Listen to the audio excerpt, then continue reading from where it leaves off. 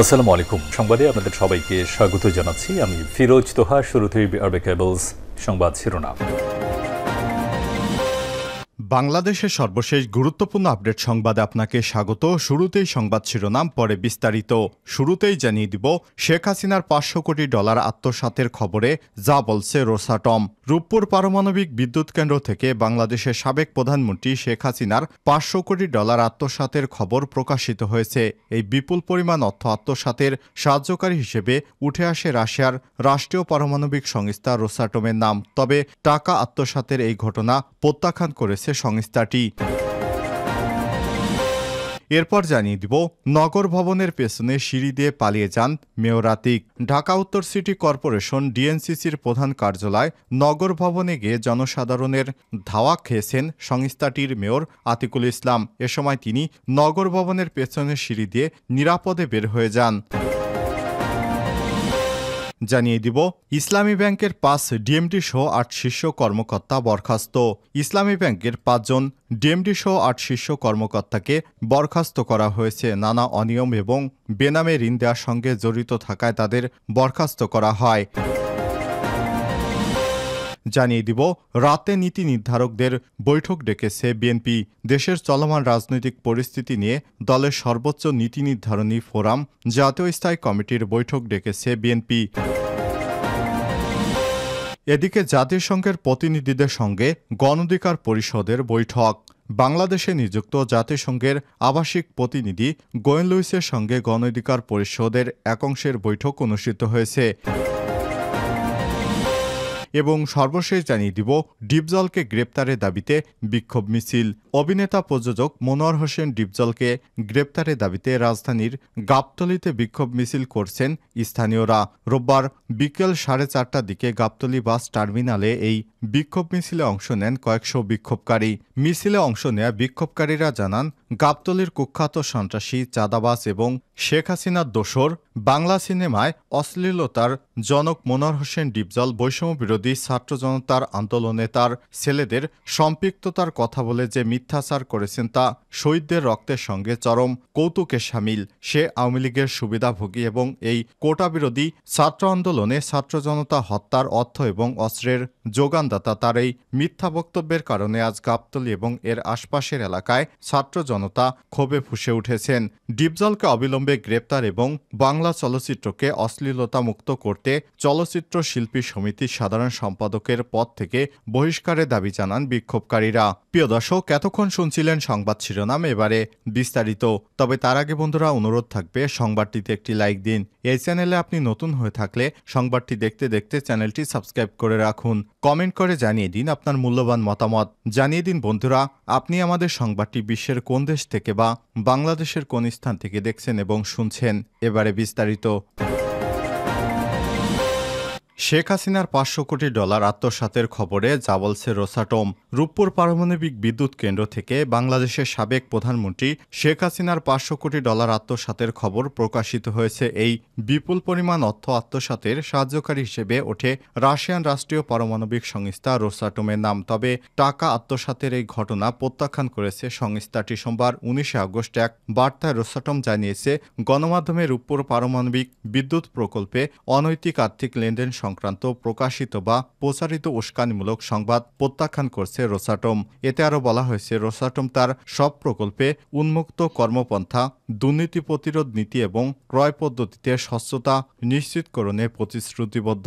ব্যবসা এবং প্রক্রিয়ায় উন্মুক্ততা বাহ্যিক নিরীক্ষার মাধ্যমে নিয়মিতভাবে চিহ্নিত করা হয়ে থাকে। রোসাটম তার নিজস্ব সুনাম এবং স্বার্থ রক্ষায় আদালতের শরণাপন্ন হতেও প্রস্তুত। আরও উল্লেখ করা হয়, আমরা গণমাধ্যমে প্রকাশিত প্রচারিত অসত্য তথ্যগুলো রূপপুর পারমাণবিক বিদ্যুৎ প্রকল্পটিকে কলঙ্কিত করার একটি প্রয়াস হিসেবে বিবেচনা করছি। এই প্রকল্পটি বাংলাদেশের বিদ্যুৎ ঘাটতি সমস্যার সমাধান এবং জনগণের কল্যাণের স্বার্থে বাস্তবায়িত হচ্ছে। এর আগে গত ১৭ আগস্ট গ্লোবাল ডিফেন্স কর্পের প্রকাশিত এক প্রতিবেদনে রূপপুর পারমাণবিক বিদ্যুৎ কেন্দ্র থেকে ৫০০ কোটি ডলারের বেশি আত্মসাতের অভিযোগ উঠেছে শেখ হাসিনার বিরুদ্ধে। প্রতিবেদনে বলা হয়েছে, প্রকল্প বাস্তবায়নকারী সংস্থা রোসাটম মালয়েশিয়া একটি ব্যাংকের মাধ্যমে শেখ হাসিনাকে এই অর্থ আত্মসাতের সুযোগ করে দেয়, যাতে মধ্যস্থতা করেন ছেলে সজীব ওয়াজেদ জয় এবং ভাগ্নি টিউলিপ সিদ্দিকী। দেশের সবচেয়ে বড় ব্যয়বহুল প্রকল্প রূপপুর পারমাণবিক বিদ্যুৎ কেন্দ্র, আশা করা হচ্ছে এটি পুরোপুরি বাস্তবায়নের পর দেশে 20% বিদ্যুতের চাহিদা পূরণ হবে। সম্প্রতি এ বিষয়ে নিজস্ব অনুসন্ধানের ভিত্তিতে প্রতিবেদন প্রকাশ করেছে গ্লোবাল ডিফেন্স কর্পোরেশন। এতে বলা হয়েছে, রাশিয়ার সহযোগিতায় বিদ্যুৎ কেন্দ্রটির নির্মাণের খরচ ধরা হয়েছে $1265 কোটি, প্রয়োজনের তুলনায় যা অনেক বেশি, যাতে মালয়েশিয়ার একটি ব্যাংকের মাধ্যমে শেখ হাসিনাকে এই বাজেট থেকে $500 কোটি আত্মসাতের সুযোগ করে দেয় প্রকল্প বাস্তবায়নকারী সংস্থা রোসাটম। নিজের ভাগ্নি টিউলিপ সিদ্দিকীর মধ্যস্থতায় রাশিয়ার সঙ্গে এই চুক্তি করেন তৎকালীন প্রধানমন্ত্রী শেখ হাসিনা এবং এ মধ্যস্থতায় বিনিময়ে পাচার করা অর্থের 30% পেয়েছে টিউলিপ সিদ্দিক এবং শেখ রেহানা ও পরিবারের কয়েকজন সদস্য। 2013 সালে রাশিয়ার প্রেসিডেন্ট ভ্লাদিমির পুতিনের সঙ্গে শেখ হাসিনার সাক্ষাতের সময় সঙ্গী ছিলেন টিউলিপ সিদ্দিক। গ্লোবাল ডিফেন্স কর্পের দাবি, সে সময় ঢাকা মস্কের $1 বিলিয়ন অস্ত্র চুক্তির মধ্যস্থতাও করেন তিনি। নগর ভবনের পেছনের সিঁড়ি দিয়ে পালিয়ে যান মেয়র আতিক। ঢাকা উত্তর সিটি কর্পোরেশনের ডিএনসির প্রধান কার্যালয় নগর ভবনের গিয়ে সাধারণের কাছে ধরা খেয়েছেন সংস্থাটির মেয়র আতিকুল ইসলাম। এ সময় তিনি নগর ভবনের পেছনের সিঁড়ি দিয়ে নিরাপদে বের হয়ে যান। গতকাল রোববার 18 আগস্ট রাতে গুলশানে নগর ভবনে এই ঘটনা ঘটে। ডিএনসিসির সচিব দপ্তর সূত্র জানায়, সাবেক প্রধানমন্ত্রী শেখ হাসিনার দেশত্যাগের পর থেকে কর্মস্থলে অনুপস্থিত ছিলেন ডিএনসিসির মেয়র আতিকুল ইসলাম, কিন্তু রোববার রাত 8:30টার হঠাৎ তিনি নগর ভবনে যান।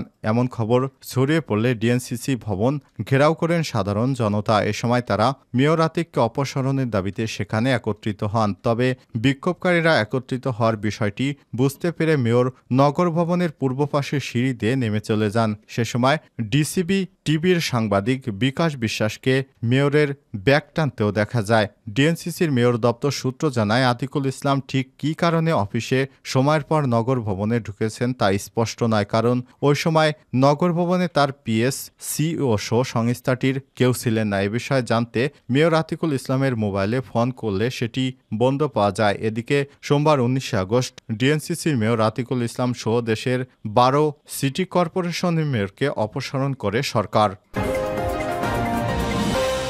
ইসলামী ব্যাংকের 5 ডিএমটি সহ 8 শীর্ষ কর্মকর্তা বরখাস্ত। ইসলামী ব্যাংকের 5 ডিএমটি সহ 8 শীর্ষ কর্মকর্তাকে বরখাস্ত করা হয়েছে। নানান অনিয়ম এবং বেনামে ঋণ দেওয়ার সঙ্গে জড়িত থাকায় তাদের বরখাস্ত করা হয়। সোমবার 19 আগস্ট ব্যাংকটির পক্ষ থেকে সংক্রান্ত চিঠি দেওয়া হয়েছে। গণমাধ্যমকে ব্যাংকের সংশ্লিষ্ট কর্মকর্তারা সব তথ্য নিশ্চিত করেছেন।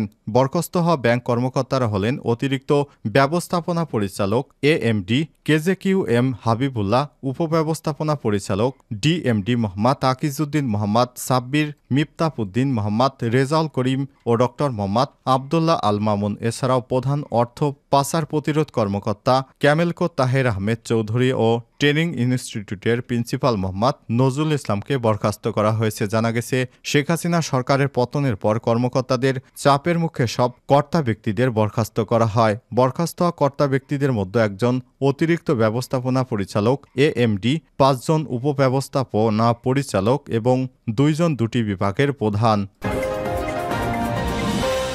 রাতে নীতি নির্ধারকদের বৈঠক ডেকেছে বিএনপি।